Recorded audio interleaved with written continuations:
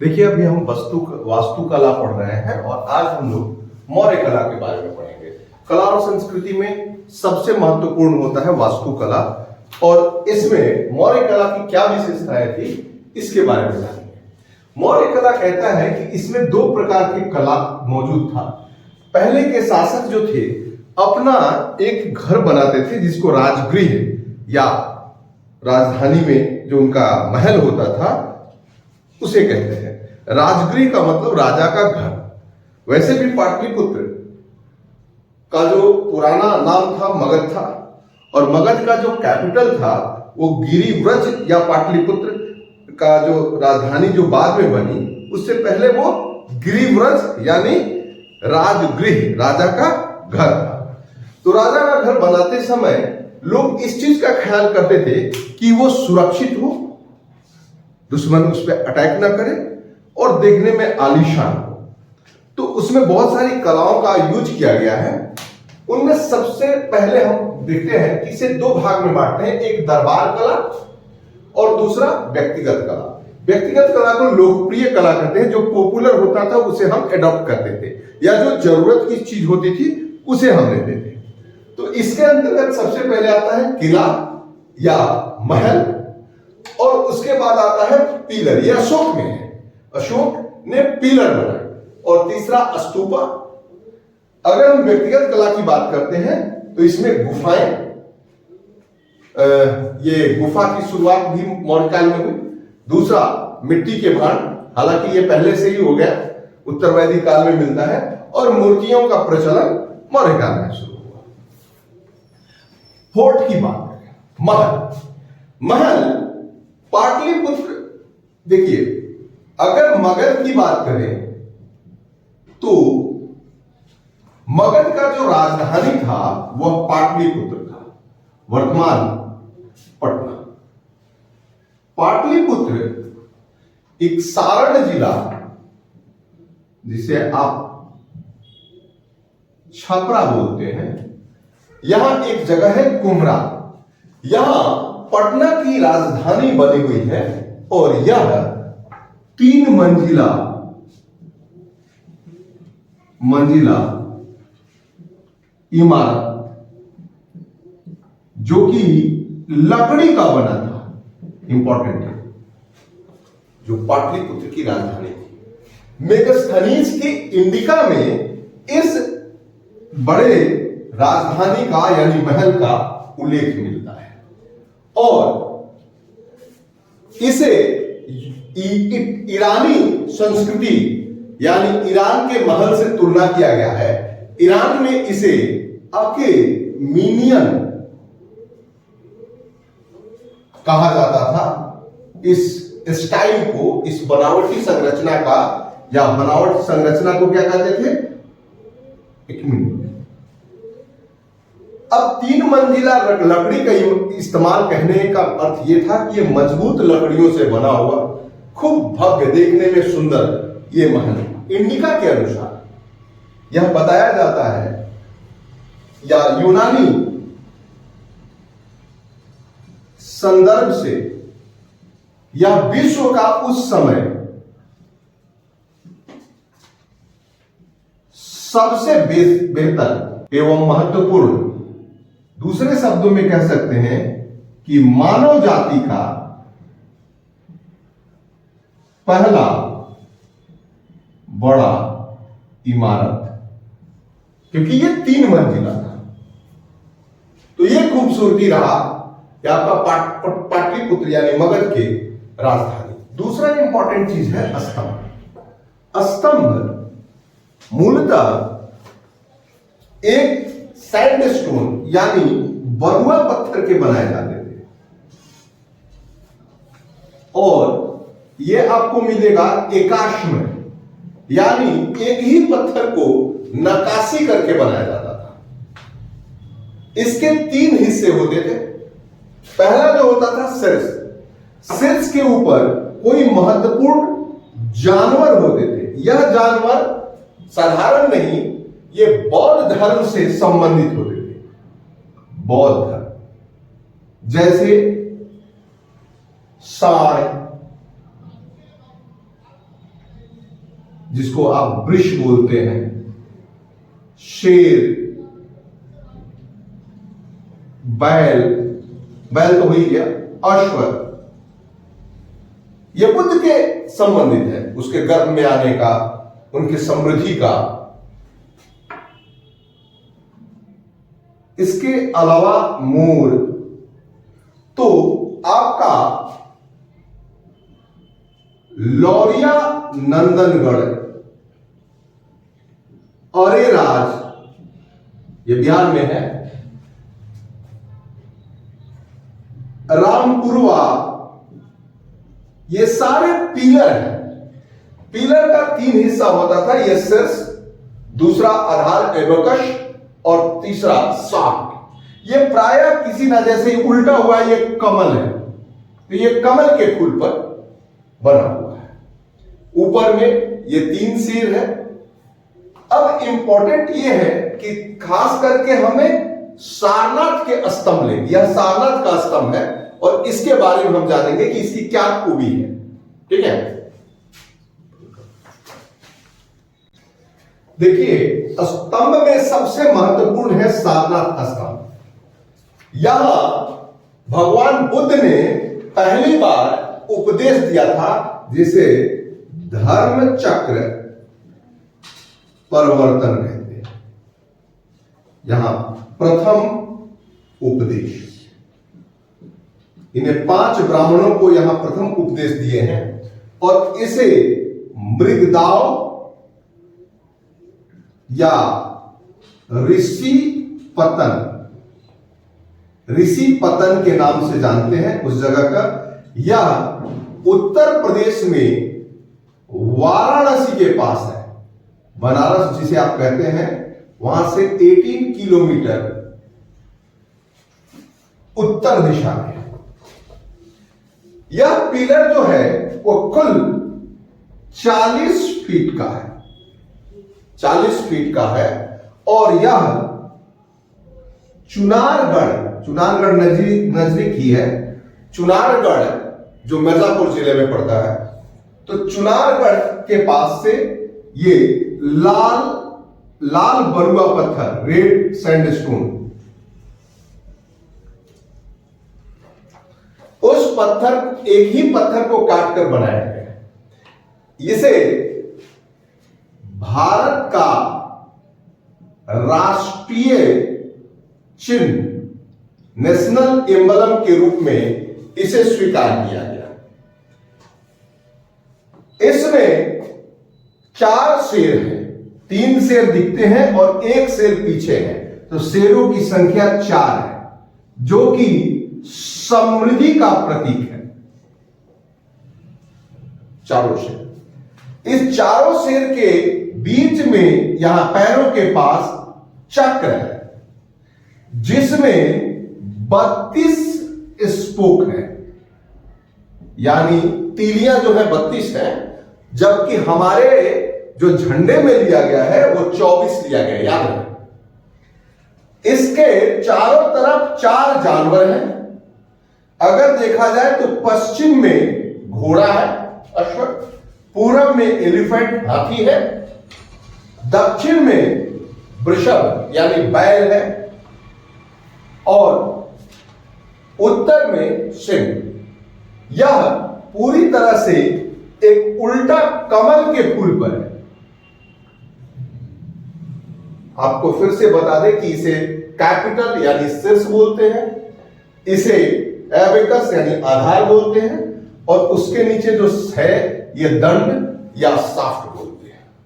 तो ये 3 बटा हुआ है और सारनाथ का स्तंभ से हम लोगों ने ये वाला हिस्सा और इसे भारत का राष्ट्रीय चिन्ह बनाया और इसके नीचे सत्यमेव जयते शब्द लिखा है, जो कि मुंडक उपनिषद से लिया गया है, जिसका अर्थ होता है सत्य की जीत होती। देखिए यहां 4 जानवर हैं और चारों जानवर का कहीं ना कहीं महत्व है, जिसमें सबसे पहले आता है एलिफेंट यानी हाथी। हाथी जो कि बुद्ध को गर्भ में आने का प्रतीक है।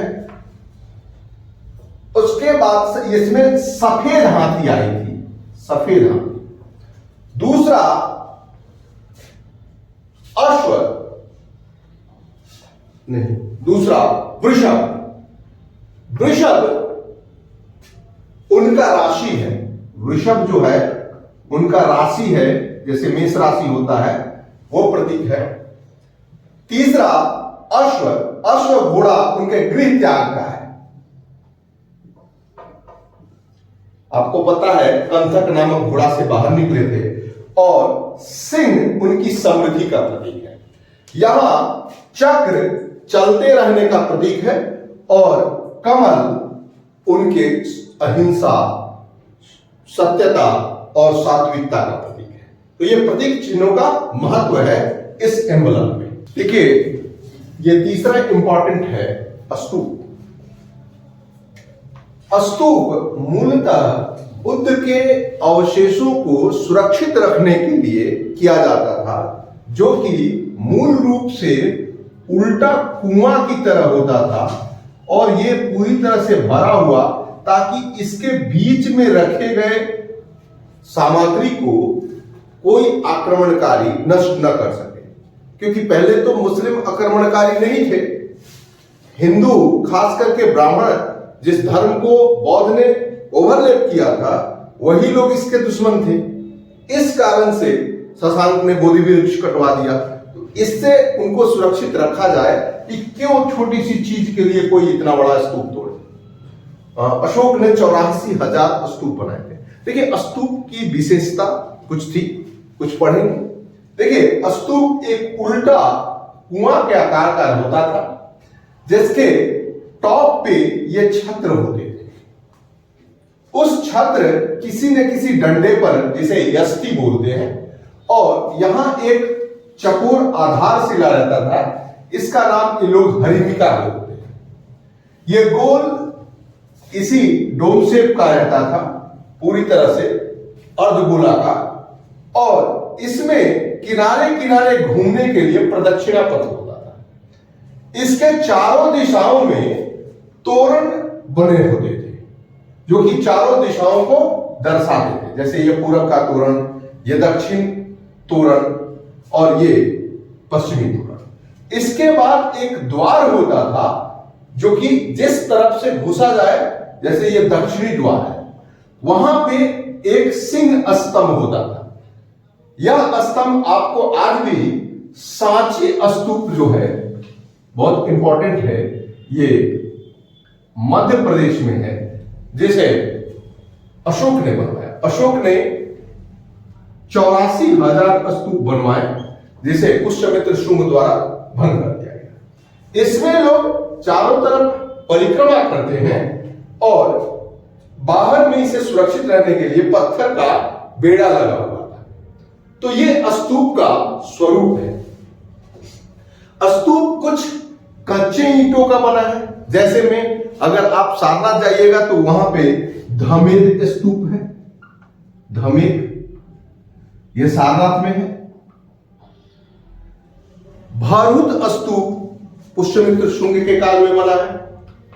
सांची का स्तूप अशोक द्वारा बनाया गया।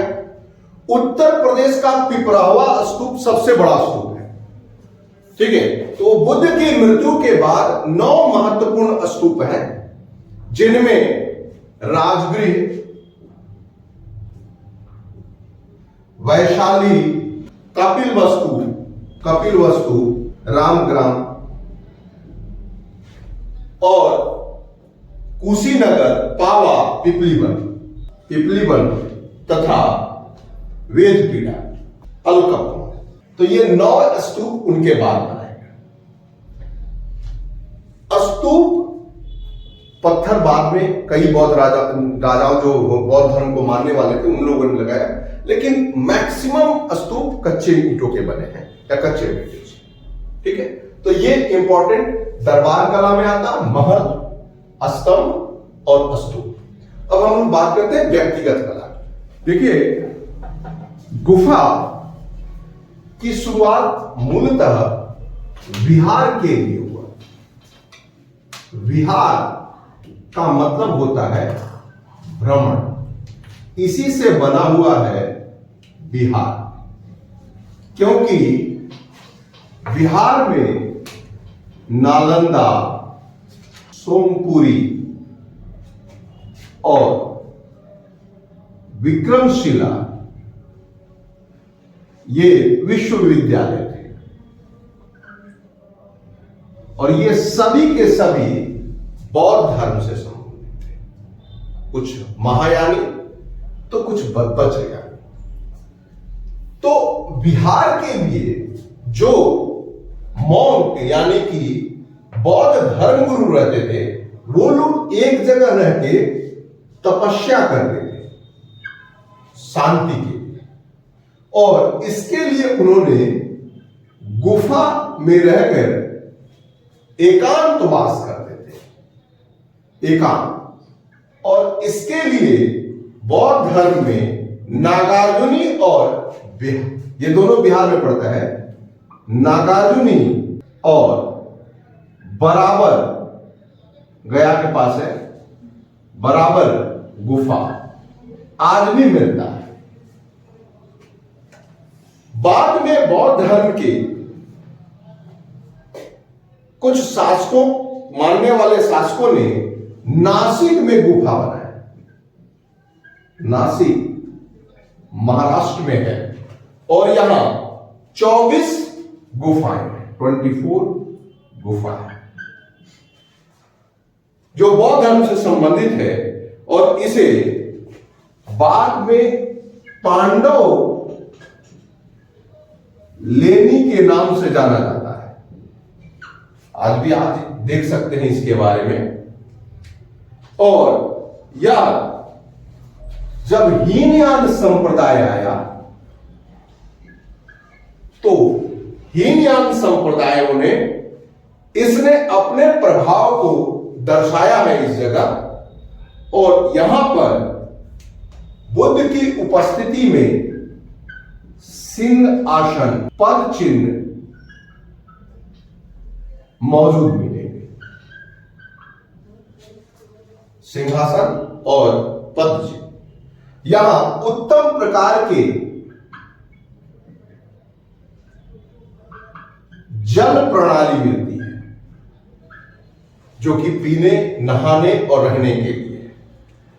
जो ये सारे ठोस चट्टानों को काटकर जमीन से ऊपर बनाया जाता है। इसका खासियत यही है कि ताकि इसमें एक बहुत बड़ा चट्टान को बीच में काट लिया जाता है और घुसने के लिए एक दरवाजा रहता है, और इसे टेम्पोररी सीढ़ी से चढ़ा जाता है, बाद में सीढ़ी को खींच लिया जाता है, और पत्थर को काट के ही वो घर बना देते हैं, और उस घर में खिड़की या जो भी है, ताकि वो ध्यान कर सके और इसे किसी भी जंगली जानवर आने का भय न हो। इस प्रकार से ये कला काफी विकसित है, और बाद में गुप्त काल में भी कार्ले की गुफाएं, बाघ की गुफाएं, अजंता की गुफाएं प्रचलित हुई। ठीक है, तो उसमें गुप्त में पढ़ेंगे। मौर्य काल के लोग मिट्टी और धातु दोनों के बर्तन के उपयोग जानते थे। मिट्टी आग में पकाकर बनाते थे, लेकिन उस मिट्टी को के बर्तनों को विलासिता संबंधी बनाने के लिए ये लोग उत्तरी काले पॉलिशदार बर्तन, यानी इसे शॉर्ट में नॉर्थ ब्लैक पॉलिश वेयर के नाम से जानते हैं। यह चित्रित धूसर ग्रे मृद भांड होते थे, देखने में काफी चमकीले और सुंदर दिखते थे। इसे प्रायः धनी वर्ग इस्तेमाल करता था।